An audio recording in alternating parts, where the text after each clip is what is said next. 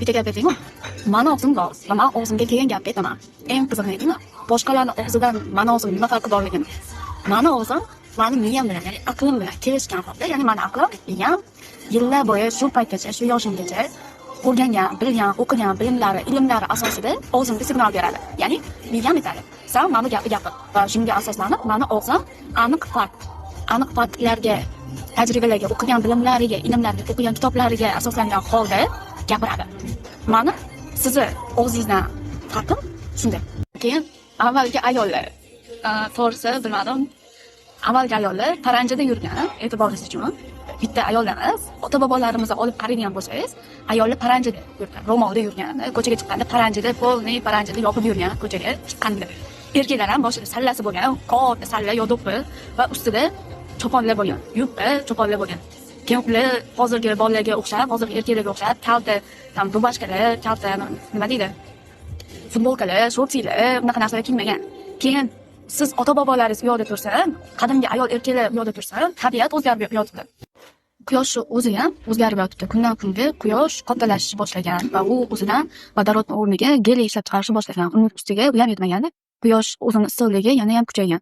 Tabiat o'zi o'zgarib yotibdi. Siz ota-bobolaringiz davridagi olmalar, noklar, o'riklar, ya'ni meva daraxtlari o'zi hozirgidek emas. Tabiat o'zi o'zgarib yotibdi. Siz oldingi ayollarni gapirasiz. 9 tadan 10 tadan tuqqan ayollar 90-100 ga kirmagan.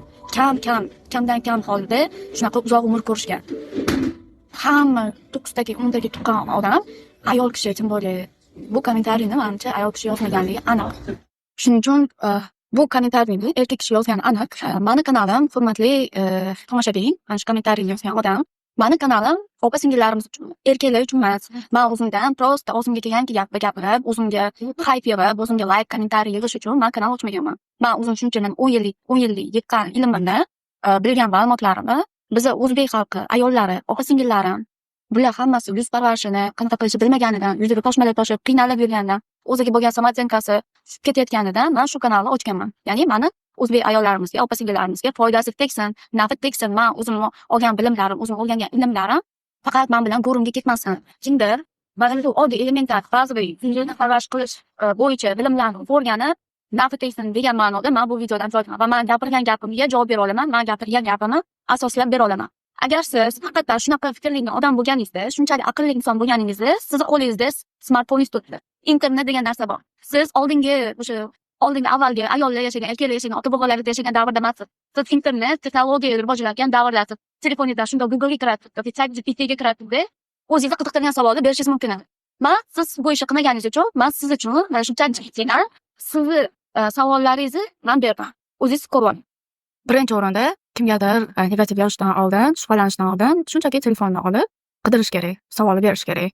Biz hozir texnologiya rivojlangan davrdamiz va kimgadir nimadir yozishdan oldin shunchaki o'zini shubha gumonlarini odam internetda tasdiqlab olgan holda, undan keyin negativ kommentariy yozsa, menimcha maqsadga muvofiq bo'ladi. Umid qilamanki, keyingi safar ayol kishini gapiga, qaysidir gapiga reaksiya qilib, kommentariy yozgandan ko'ra shunchaki internetda yo'qib, o'sha gap haqiqatmi, to'g'rimi, internetdan so'rab, qidirib, o'qib ko'rgan ma'qulroq. Va agar shunchaki gap deb gapiryapti desangiz, bu narsa, bu fikr meni tomonimda emas. Chunki men videomda joylayotgan har bir ma'lumotlarni men o'qib o'rganganman, so'raganman, ko'rganman, o'zimning tajribamni o'tkazganman, ana keyin men video qilib joylaganman. O'shaning uchun bu kanal siz uchun emas ekan. Meni kanalimda o'zini ustida ishlaydigan, o'zini yaxshi ko'radigan, o'zini parvarish qilishni xohlaydigan, yuzini parvarish qilishni, to'g'ri parvarish qilishni xohlaydigan va har desaki kosmetologlarga foydasi yo'q, ishonchsizmi, bilib bo'lmaydigan hozir kosmetologlar ko'payib ketgan. O'shaning uchun har desaki 250 ming, 300 ming, 500 minglar arzimagan yuz parvarishiga, yuz uxotiga, chistiga yoki uvlajeniya yoki o'sha yuzini lifting qilishga yoki turli xil muolajalar uchun pulni sarflamasdan, o'sha pulga o'zi tushungan holda, anglagan holda, sostavini tekshirgan holda, yuziga to'g'ri keladimi, to'g'ri kelmaydimi, mana shu bilimlarni bilib o'rgangan holda o'zini yuziga kosmetika tanlab va o'sha 500 mingni o'rniga bitta muolaja, 500 minglik muolajani o'rniga o'sha 500 mingga 2-3 vosita olib, 3 oy, 5 oylab yuziga parvarish qiladigan ayollar uchun, siz uchun emas.